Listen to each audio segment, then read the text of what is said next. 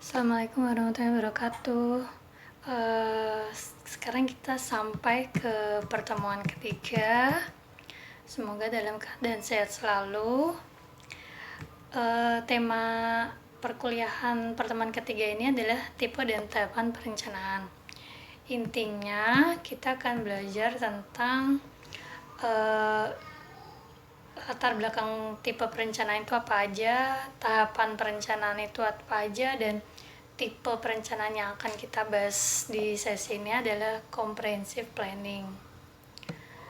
Nah, mengapa perlu ada tipe perencanaan seperti incremental planning, comprehensive planning, bottom up planning, kemudian participatory planning? Karena kita memerlukan moda perencanaan, memerlukan tools, memerlukan suatu tahapan yang kita akan gunakan untuk merencanakan tersebut. Tools itu atau moda itu yang akan kita pakai karena masing-masing tools baik komprehensif, incremental, strategic planning itu memiliki tahapan yang berbeda, input yang berbeda, output yang berbeda. Nah, itulah yang melatar belakangi mengapa kita memerlukan untuk menentukan terlebih dahulu tipe-tipe perencanaan apa yang akan kita gunakan sebelum kita merencanakan sesuatu.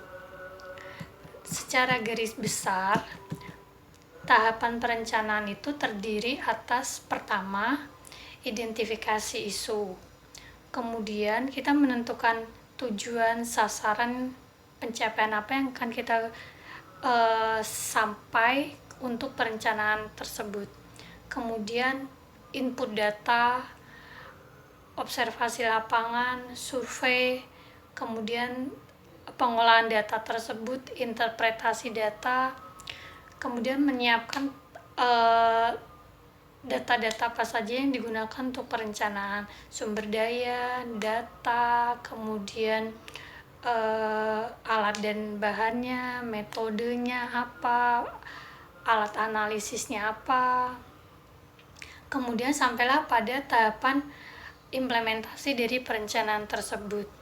Setelah implementasi perencanaan tersebut, kita mendapatkan suatu rekomendasi atau kesimpulan dari perencanaan tersebut.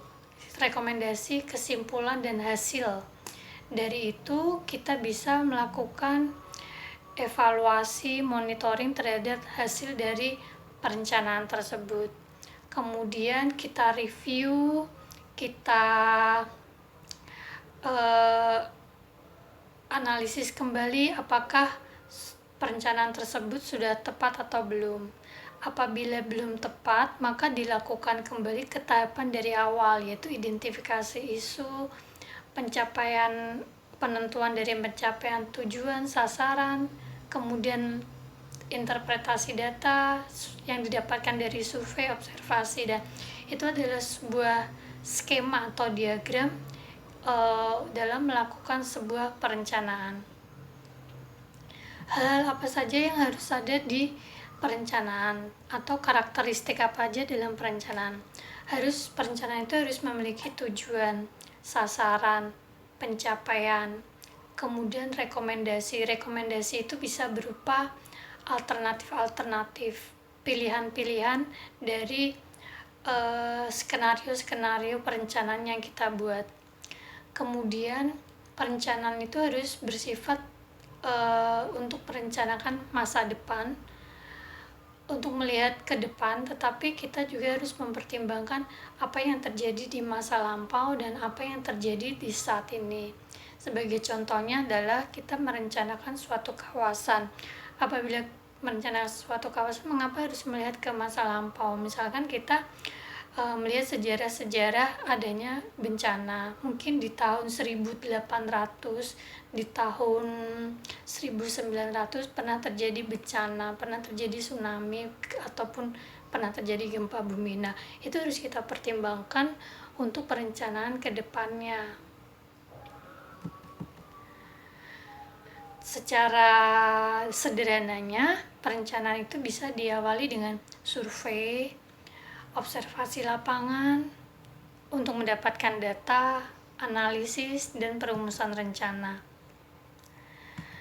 Kemudian selanjutnya ada lagi skema dari proses perencanaan yang diawali dengan proses pengumpulan pengolahan data, kemudian proses analisis, perumusan tujuan sasaran, pengembangan alternatif, skenario, kemudian evaluasi atau seleksi dari alternatif mana yang paling tepat ditetapkan, kemudian penyusunan dokumen rencana. Dokumen rencana itu bisa berupa dokumen rencana tata ruang wilayah, berupa rencana jangka panjang, rencana jangka menengah, berupa produk master plan, berupa RDTR. Kemudian setelah kita menyusun atau finalisasi dalam bentuk dokumen rencana tata ruang, kita menyusun indikasi program. Indikasi program tersebut adalah program-program apa saja dari proses perencanaan itu yang akan diterapkan, diimplementasikan. Nah, karena indikasi program itu adalah produk salah satu hasil dari rencana tersebut. Dengan adanya indikasi program, proyek, proses perencanaan itu akan berjalan secara terus-menerus karena ada proses monitoring dan evaluasi. Kemudian tahapannya akan berputar kembali ke tahapan awal, yaitu tahapan pengumpulan pengolahan data, analisis perencanaan, karena untuk mendapatkan proses perencanaan yang ideal.